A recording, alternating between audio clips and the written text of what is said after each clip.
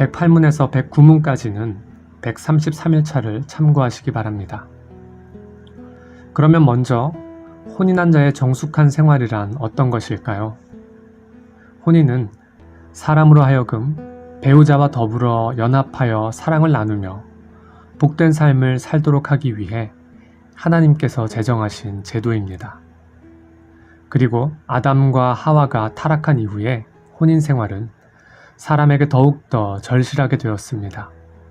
왜냐하면 타락한 이후에 부패한 사람의 성정은 절제하지 못하는 정욕에 빠져 남녀가 서로 음행을 하는 일의 가능성이 매우 높아졌기 때문입니다. 혼인은 이러한 정욕의 악을 막고 하나님께서 창조하신 하나님의 형상을 이루어 아름답고 복된 사랑의 연합을 이루도록 하기 위해 더욱더 필요한 제도가 된 것입니다.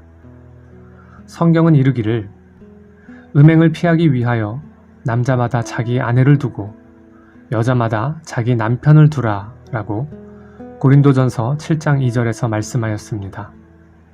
또 이르기를 만일 절제할 수 없거든 결혼하라. 정욕이 불같이 타는 것보다 결혼하는 것이 나으니라 라고 고린도전서 7장 9절에서 말씀하였습니다. 이러한 교훈들을 볼 때 사람이 타락한 이후에 정욕을 절제하지 못하여 음행의 죄를 범하지 않도록 하기 위해 혼인은 꼭 필요한 제도가 된 것임을 알 수가 있습니다.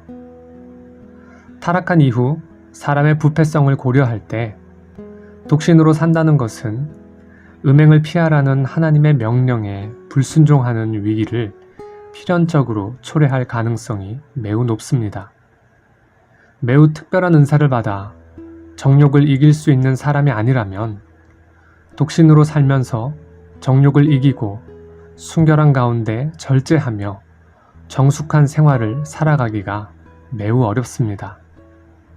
따라서 특별히 교회를 위하여 독신으로 살아가면서 정결한 삶을 이룰 수 있는 소수의 사람들이 아니라면 혼인을 거부하지 않아야 합니다. 절제할 수 없는 정욕을 그릇된 방향으로 발산할 위기가 높은 사람에게 있어서 혼인은 해도 안 해도 그만인 중립적인 문제가 아닙니다.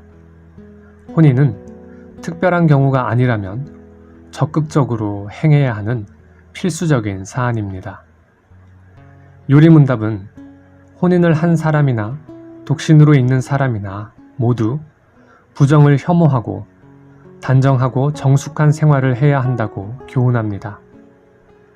이 점에 있어서 혼인을 한 사람이 독신으로 있는 사람에 비해 반드시 안정적인 것은 아닙니다. 혼인을 한 이후에도 여전히 음행을 행할 가능성이 많으며 또 그렇게 행하는 일이 너무나도 많이 나타나기 때문입니다. 제7계명에서 음행을 삼가라는 명령을 따를 때 혼인한 사람들은 어떻게 해야 하겠습니까?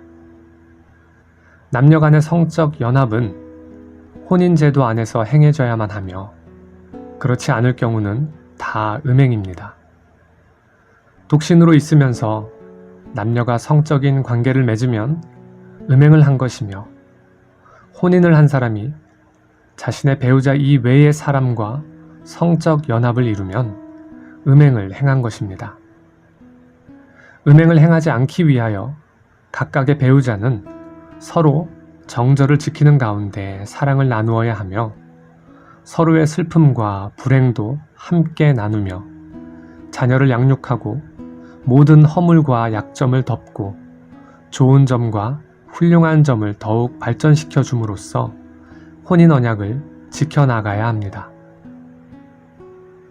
요리문답을 쓴 저자 가운데 한 사람인 우르시누스는 요리문답을 해설하면서 음행을 피하라는 제7계명을 지키기 위한 적극적인 덕목으로 순결, 정숙, 절제 이 세 가지를 지목합니다. 우선 순결이란 하나님의 교훈에 따라 살아가며 육체와 영혼을 순전히 보존하고 무절제한 정욕으로 비롯되는 혼인 외적인 성적 관계를 행하지 않는 덕목을 가리킵니다. 이와 같은 순결은 독신 생활을 하는 자와 혼인 생활을 하는 자 모두에게 공통적으로 요구됩니다. 독신 생활을 하는 자의 순결이란 혼인을 하지 않은 상태에서 유혹이 되는 일체의 방종한 정욕에 넘어지지 않도록 자신을 잘 방비하는 일이며, 혼인 생활을 하는 자의 순결이란 혼인 외적인 성적 관계를 갖지 않으며 혼인 언약을 성실히 지켜 혼인 생활을 거룩히 보존하는 일을 뜻합니다. 성경은 이에 대하여 다음과 같이 교훈합니다. 하나님의 뜻은 이것이니 너희의 거룩함이라. 곧 음란을 버리고 각각 거룩함과 존귀함으로 자기의 아내 대할 줄을 알고. 데살로니가전서 4장 3절에서 4절 말씀. 독신 생활을 하는 자들이 서로 범하는 음행은 각각 자신 이외에 다른 사람에게 죄를 범하는 것은 아니지만, 혼인을 한 사람이 혼인을 한 다른 사람과 함께 음행을 범하면 자기 배우자에게 대하여 범죄할 뿐만 아니라 상대의 배우자에게도 범죄하는 것이 되므로 이중적인 간음의 죄를 범하게 됩니다. 이러한 일은 하나님께서 혼인을 제정하신 신성한 뜻에 배치되는 악한 일입니다. 제7계명에서 말하는 순결의 의무는 근친상간이나 동성애와 같은 부적절하며 악한 정욕의 행위들도 금합니다. 혈통적으로 가까운 친족들이나 혹은 법적으로 맺어진 가까운 인척들과 성적 관계를 맺는 근친상간은 가정의 질서를 파괴하는 악행으로 하나님께서 금하신 것임을 기억해야 합니다.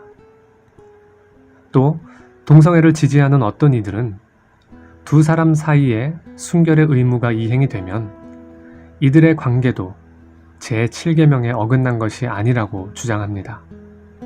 동성애도 혼인 언약 안에 있는 적법한 성적 연합이라는 것입니다. 그러나 성경은 동성애를 가증한 일임을 분명하게 밝히고 있습니다. 누구든지 여인과 동침하듯 남자와 동침하면 둘 다 가증한 일을 행함인즉 반드시 죽일지니 자기의 피가 자기에게로 돌아가리라. 레위기 20장 13절 말씀. 또 이 때문에 하나님께서 그들을 부끄러운 욕심에 내버려 두셨으니 곧 그들의 여자들도 순리대로 쓸 것을 바꾸어 영리로 쓰며, 그와 같이 남자들도 순리대로 여자 쓰기를 버리고 서로 향하여 음욕이 부릴 듯하매 남자가 남자와 더불어 부끄러운 일을 행하여 그들의 그릇됨에 상당한 보응을 그들 자신이 받았느니라. 로마서 1장 25절에서 27절 말씀. 이처럼 명백한 성경의 교훈에도 불구하고 동성애를 음행의 죄가 아니라고 말하는 것은 궤변에 불과합니다.